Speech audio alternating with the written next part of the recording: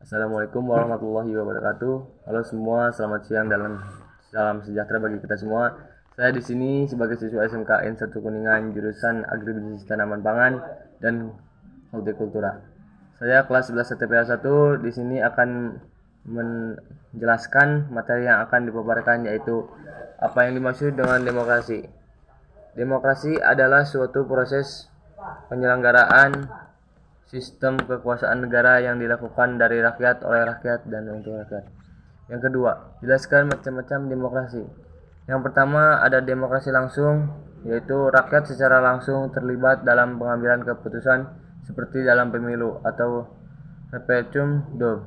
Contohnya, sistem yang diterapkan di beberapa kata kecil atau dalam pemungutan suara untuk isu tertentu. Yang kedua, ada demokrasi perwakilan. Rakyat memilih wakil untuk membuat keputusan atas nama mereka. Yang ketiga, demokrasi liberal.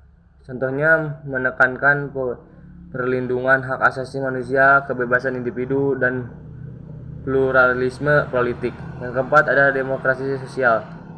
Demokrasi sosial contohnya menggabungkan prinsip-prinsip demokrasi dengan keadilan sosial, berfokus pada redistribusi kekayaan dan pelayanan publik.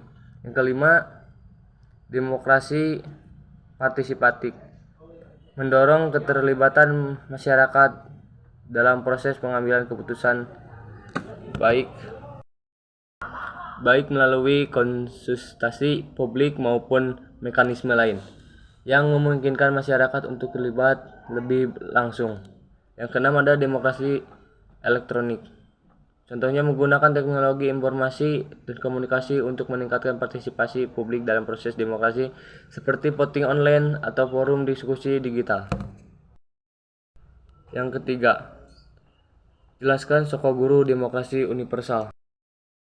Sokoguru demokrasi universal merujuk pada prinsip-prinsip dasar yang mendasari sistem demokrasi di berbagai negara. Berikut adalah 4 perihal utama atau Sokoguru demokrasi. Yang pertama, kedaulatan rakyat. Rakyat memiliki kekuasaan tertinggi dalam menentukan nasib dan arah pemerintahan. Yang kedua, penghormatan terhadap hak asasi manusia. Demokrasi harus menjamin dan melindungi hak-hak individu termasuk kebebasan berpendapat, beragama, dan berkumpul. Yang ketiga, pemisahan kekuasaan. Kekuasaan pemerintah dibagi menjadi 3 cabang, yaitu eksekutif, legislatif, dan yudikatif.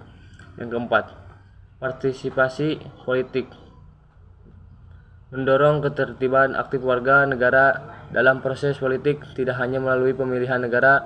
Dalam proses politik tidak hanya melalui pemilihan tetapi juga dalam berbagai bentuk partisipasi seperti diskusi publik dan aktivisme. Keempat, jelaskan bahwa nilai demokrasi Pancasila lebih unggul jika dibandingkan dengan demokrasi BINFA. Yang keempat, bahwa nilai demokrasi Pancasila lebih unggul jika dibandingkan dengan demokrasi lainnya. Lantas apa jawaban dari jelaskan bahwa nilai demokrasi Pancasila lebih unggul jika dibandingkan dengan demokrasi lainnya? Salah satu alasannya adalah rakyat merupakan pemegang kekuasaan tertinggi. Karena rakyat menjadi pemegang kekuasaan tertinggi, maka kepentingan rakyat Indonesia akan lebih diutamakan.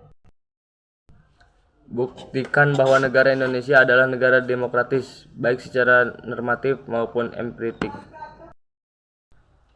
Bukti negara Indonesia adalah negara demokratis secara normatif maupun empirik di Indonesia adalah namun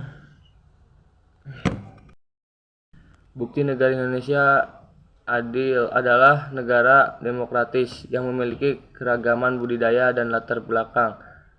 Namun Indonesia berhasil mengukir sejarah sebagai negara yang menganut sistem demokrasi. Yang keenam, kemukakan prinsip-prinsip yang perlu dilaksanakan untuk mewujudkan kehidupan yang demokratis.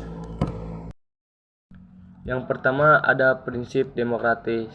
Yang kedua, prinsip kebebasan. Yang ketiga, prinsip partisipasi.